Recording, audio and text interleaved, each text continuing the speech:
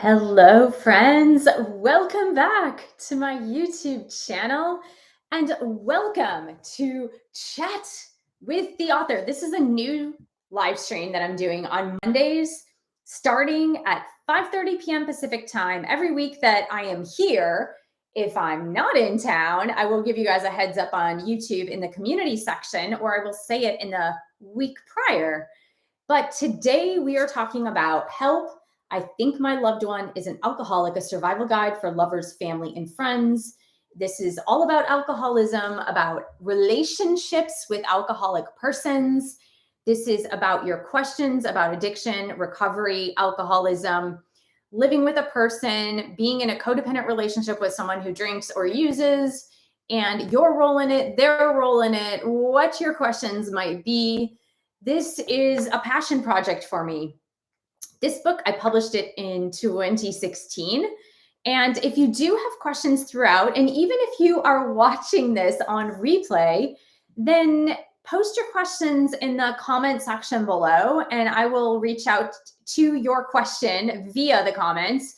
And I will try to answer them even after the live stream because I'm really passionate about this topic. I find that alcoholism and addiction actually strikes so many people, so many families. You know, they say that an alcoholic person touches at least 8 lives in their immediate circle, meaning that 8 people in every alcoholic's or addict's life is affected by the drinking. So that is an enormous amount of people. And the statistics also show that 1 out of every 10 persons suffers from alcohol use disorder, which is alcoholism, right? Alcohol use disorder, as it's named, officially named. And so we're going to demystify some myths surrounding the disease of alcoholism. We are going to demystify some of the things that people say that keep it in the shadows or in the dark, or that people are ashamed to talk about this, whether it's with family members, friends, lovers, spouses, colleagues.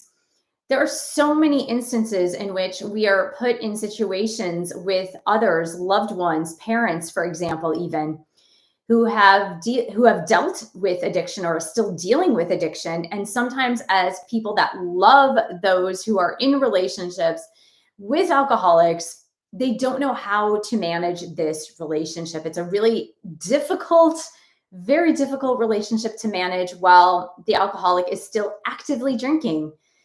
And there are so many myths. So let me tell you a little bit. And if you're here, please do say hello, put something in the chat, say where you're from, and I will definitely respond to you.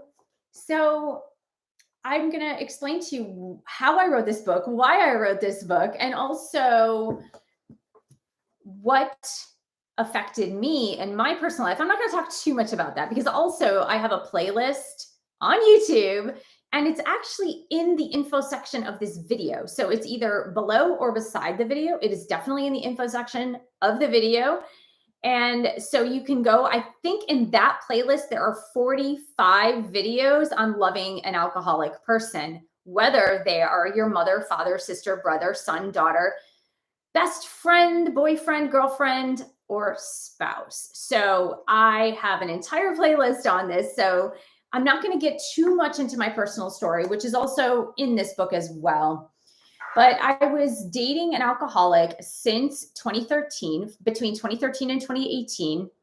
We were in a relationship, a very loving relationship. And about 6 months, a little less than 6 months, but about 6 months into the relationship, I discovered that he was an alcoholic. He was a very high functioning alcoholic. It got worse because, as you will learn, as you learn more about the disease of alcoholism, it is a progressive disease. It's chronic and progressive, which means that untreated, it just keeps getting worse. But when I met him, he was a relatively high functioning alcoholic who was able to conceal very well his addiction. And then as we got to know each other more and more and more and more, and our lives became more enmeshed, that's when I really saw the problem. Now, of course, for me, I had never in my life dealt with an alcoholic person. I had dealt with mentally ill people from my family, but I had never dealt with someone who had an active alcohol addiction. So I really, truly didn't know what to expect. I didn't know how to handle it. I didn't know the signs, the symptoms, what things to look out for. I truly had no idea till I was in the thick of it.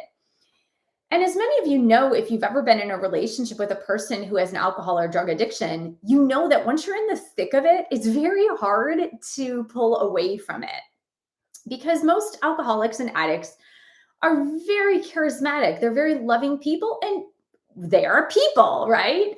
But they tend to have a good magnetic quality to them. Many of them are extremely talented. A lot of them are artistic souls. And so they tend to draw you in toward them. And then if you have codependent tendencies, or you have a lack of self-love and self-worth, it's really easy to get enmeshed in that type of relationship that is a codependent relationship. Let's face it, that's really what it is. So in my story, which again, I'm not going to focus too much time on my story, but in my story, what began to happen was I found myself enmeshed in this relationship. I was very much in love with this person.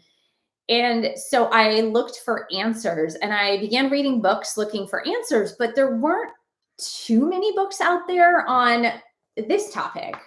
Like what to do if you love an alcoholic, what to do if you are in love with an alcoholic, what to do if you have a person you love that's not a love romantic interest, but they're still an alcoholic. What do you do? And most things I found were around Al-Anon literature, which, if you're not familiar, Alcoholics Anonymous and Al-Anon are 12-step groups which help people recover from addictions. So AA, Alcoholics Anonymous, is for people who suffer from alcoholism. And then Al-Anon is for families and friends of the alcoholic. So they're both 12-step programs. All the literature I found at the time, this was way back in 2014 when I started asking the questions. And so there wasn't a whole lot of other literature about it. So I was really searching. I began doing a lot of research on the disease of alcoholism and the signs and symptoms and what it is and what it isn't, because there's a lot of false information out there. There's really a lot of false information out there. So I'm going to give you an example of a false piece of information about the disease of alcoholism.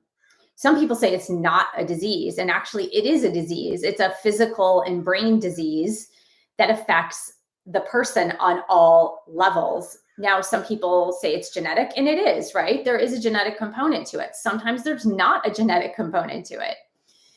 The other thing is that the misconception is that it is a personality flaw, meaning like the person could just stop. They have no willpower. They could just stop. And in fact, studies have shown that that is absolutely not true, that there is no willpower in trying to stop an addiction. It really changes the chemistry of the brain, so much so that willpower has nothing to do with it, that it degrades the brain power so much that the need for alcohol becomes as crucial for the alcoholic as food, water. Like it becomes so incredibly crucial. And most times, many addicts will actually choose the drug of choice over even eating. So that is a misconception as well. So it's not a personality disorder. It's not something that they can just get over by willing it away. It's not that at all. And in fact, it was in the 1850s, around the 1850s, where it was actually classified as a disease. So that I just wanted to demystify that one misconception about the disease of alcoholism. So what I did for the book, once I started learning more and more about the disease of alcoholism, is I said, I think there really needs to be a book for people that are in either love relationships with an alcoholic or addict, of course, or even family members, right?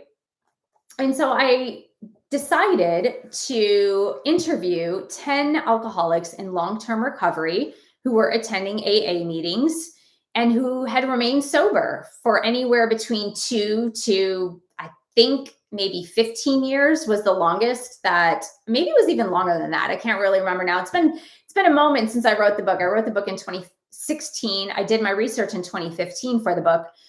So I interviewed 10 alcoholics in long-term recovery, and My criteria is that they had to be at least 2 years sober, and they had to still be attending AA meetings, so that I knew who I was interviewing was actually in the sober mindset, in the recovery mindset.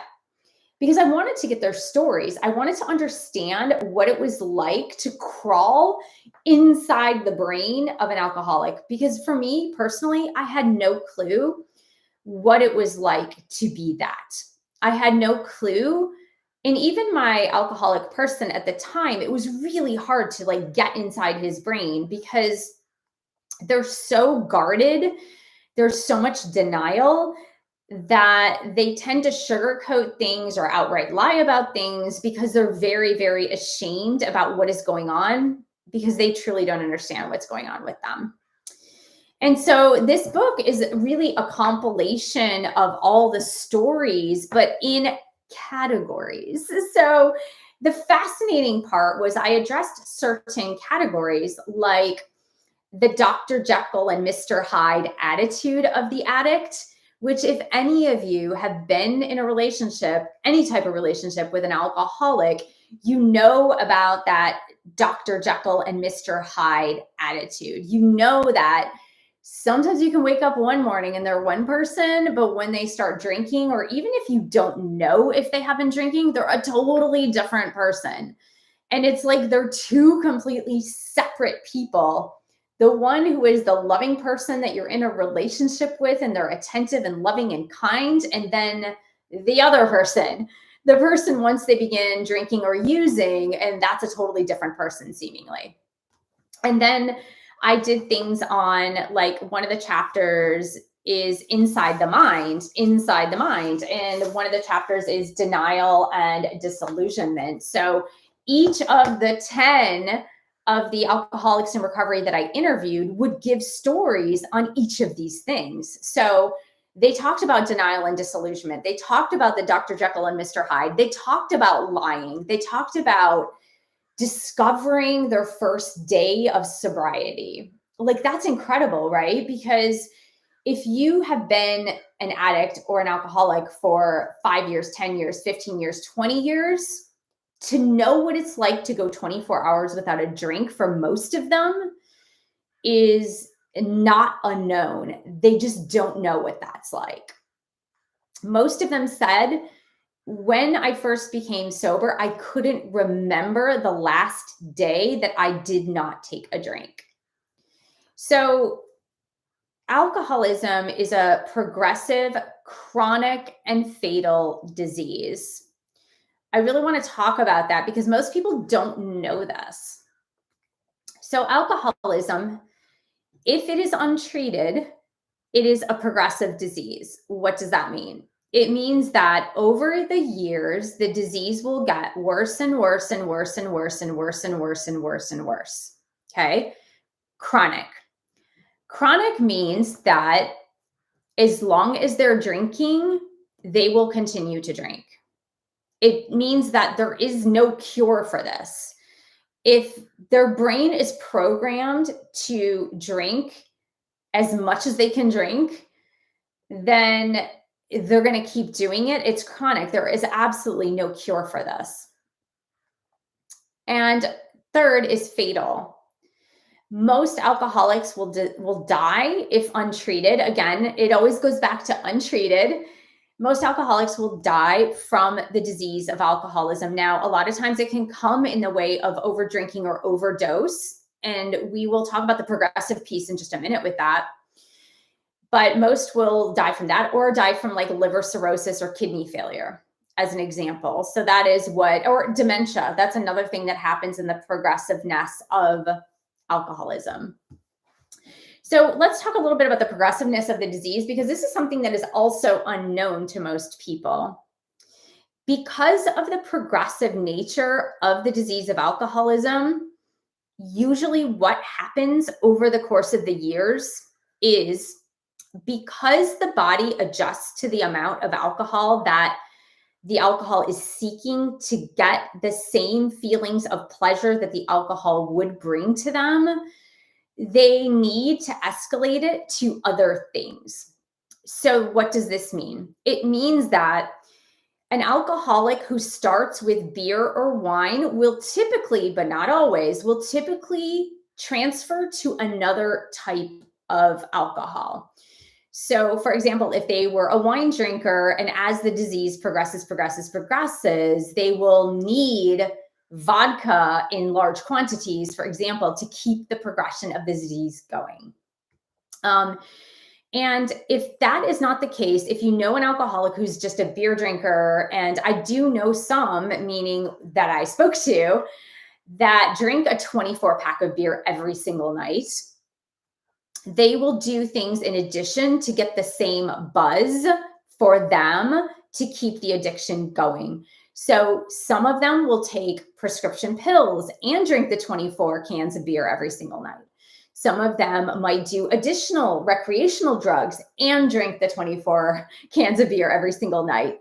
So that is the progressive nature of the disease, that they need more and more and more and more and more and more and more as the years go on. It's an unrelenting type of disease. So it's like the brain chemistry is so completely altered that what worked in the past for them to reach that point where they were numbing out and completely forgetting, and the brain was like okay with the amount of alcohol, they just need more and more and more and more. The intensity also increases.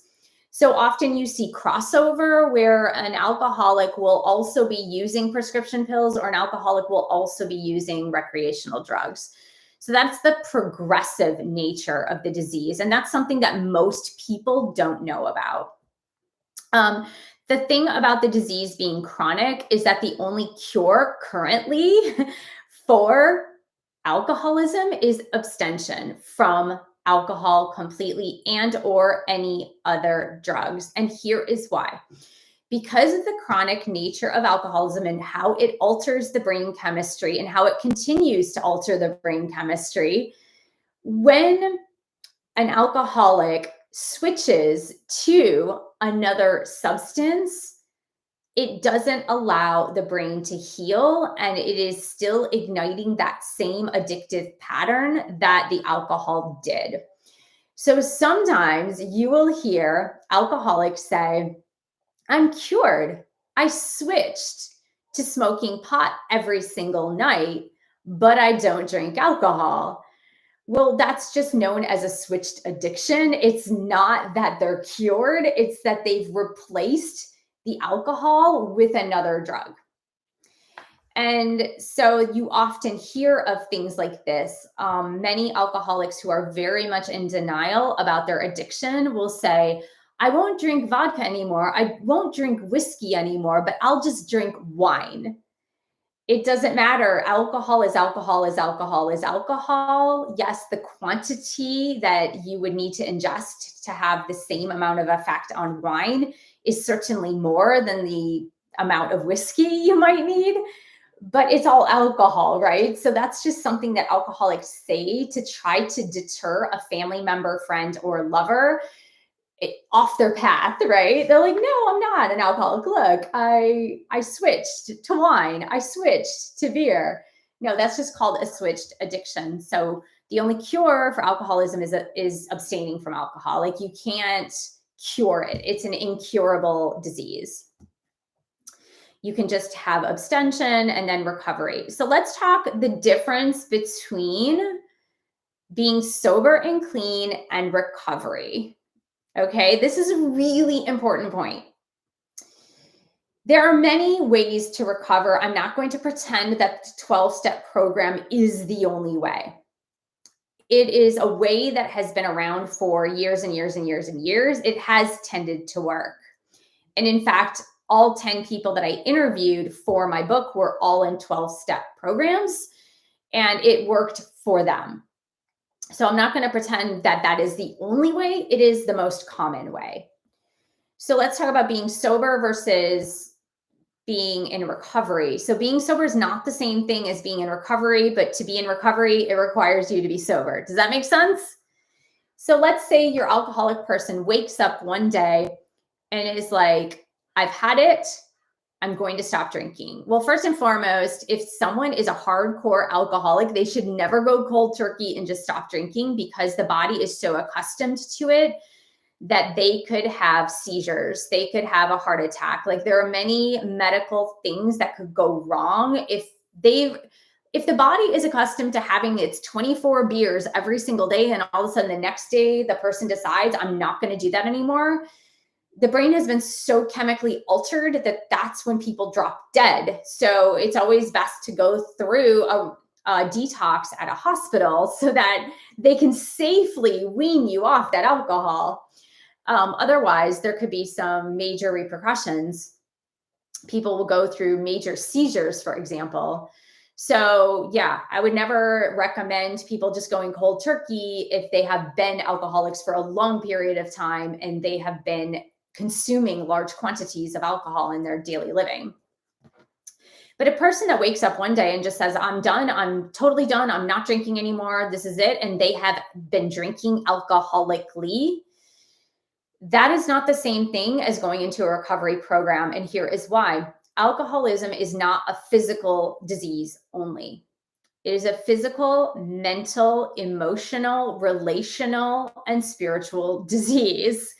It is a disease on all levels. The reason why someone is triggered or ignited into the addictive quality of drugs or alcohol is because a certain set of personality traits or flaws, if you will, that contribute to the disease of alcoholism. Usually that has a lot to do with wounding from childhood, along with the chemical imbalance, right? So we've got to remember, since it is so multifaceted, body, mind, emotions, relationships, spiritual, society, environment, like, it is so multifaceted that you can't just pinpoint one aspect of it and expect the whole addiction to be healed. That's why addiction is such a challenging problem, because most people look at it as, if we just isolate the alcoholic away from alcohol for 30 days and they don't see it for 30 days, they're going to come back and be cured. That is absolutely positively not the case. It's just by taking away the alcohol, it doesn't cure the disease. So that's the difference between sobriety and recovery. Recovery is dealing with the underlying problems and the brain chemistry. So you do need abstention from the alcohol or drug, which takes care of the body chemistry after some time. It doesn't take care of the body chemistry immediately, but it takes care of the body chemistry after some time. Most doctors will say it takes between 1 and 3 years for the brain to recover from alcohol use disorder. And that doesn't mean you're cured. It just means that the brain starts to normally operate again. But it's also taking care of the underlying problems, and that is recovery. It's looking at the psychology behind it. What are the personality traits or flaws? What are the woundings? What are the emotional traumas and problems that contributed to this disease, as well as the physical component? So usually we're dealing with people that have had a lot of problems with self-esteem, maybe abuse, maybe alcoholism in the family. So there's a perpetuation of the character traits of alcoholism because of that. There's just many, many, many reasons to that. And that kind of brings me to the other fallacy too, which I really want to address here. The other fallacy is that if my alcoholic loved one decides just to go into therapy, then they're doing a great thing for their alcoholism. Well, therapy without being in abstention of alcohol, meaning being sober, will not work. Why? The disease of alcoholism, when they are still drinking on a day-to-day basis, they're in this madness cycle. So let's quickly go through the madness cycle. The madness cycle of once they start drinking. And so the definition of an alcoholic is once they start drinking, once they have the first drink, they cannot stop. They can't control themselves. Sometimes they can control themselves before the first drink. And what does that mean? I have alcoholics in my book that I interviewed that said, I told myself I wasn't an alcoholic because I would not start drinking until 5 p.m. on the weekdays. So because I didn't start drinking till 5 p.m. on the weekdays, I convinced myself for decades that I was not an alcoholic. But the thing was about these alcoholics that talked to me about their story was that once they started, they could not stop. Like, they're like, I can only be responsible for what happens before the first drink, but once the first drink happens, I can't be held responsible for what happens because it's 100% out of control. It's totally out of control. So that is the definition of an alcoholic with a problem with alcohol use disorder, is like once they start, they cannot stop. And so if an alcoholic goes into this like spiral, so once they start, that's when the denial starts. So they start telling the story of, I can stop anytime I want to, but they've already had the first drink. So they have the first drink and then they start telling people, I can stop whenever I want to. And then they start going into denial about how much they have drank. And then they go into denial about what they're saying to people or how they've been treating people. And then they start to black out and then they don't remember. But here's the thing, is that if an alcoholic who's actively in their addiction is going to weekly therapy, it's likely that it hasn't been 24 hours since they had a drink, because alcoholics need to drink every day. Or like it can start off. Now, I want to say this to some people who know about binge drinking, and there are some alcoholics that start out their alcoholism by binge drinking on the weekends. And then as it's a progressive disease, it starts spreading into the week, but it may not have started that way. So if they're going to therapy, chances are they're just going to be lying through the whole thing, because if it's been less than 24 hours since their last drink, the alcohol is still not completely metabolized throughout their body. And the brain being altered the way it does for an alcoholic, not for you and me. If you are not an addict, our brain does not alter in the same way that an alcoholic's brain does when it consumes alcohol. But they go into this delusion. They go into stories of delusion and denial and lying. And so it's not that they can't do therapy if they're still actively drinking. It's just that it's not useful. They're not actually healing. So recovery is sobriety plus the component where they are exploring the personality character flaws that brought them to activate the disease of alcoholism. So that's what recovery means. So as you can tell, I am super passionate about this topic, and I feel like it's passionate about educating others about the misconceptions about alcoholism, addiction, and recovery, because there are so many misconceptions out there. And just know that the alcoholic in your life is not doing this to you. I think if you want to take away anything from this chat with the author on this book, Help, I Think My Loved One Is an Alcoholic, is they are not doing this to you. The alcoholic is not doing this because they don't love you, because they hate you. That is absolutely positively not the truth. The alcoholic hates themselves more than anyone. They're ashamed because they don't understand what's going on with them. They hate themselves. They hate what's going on. They hate the fact that they can't fix it. Know this. And so if you have an alcoholic in your life and you feel anger and you get upset with them and you think they're doing this to you on purpose, nothing could be further from the truth. The alcoholic is a person who is suffering in their own disease, and they are the only way they can get out of it, with the proper assistance of others who have been through it. So yeah, I hope this inspired you to research more about the truth of alcoholism. If you have anyone in your life who suffers from alcohol use disorder, I hope that you do check out this book, because it's really helpful if you have any type of relationship with an alcoholic person.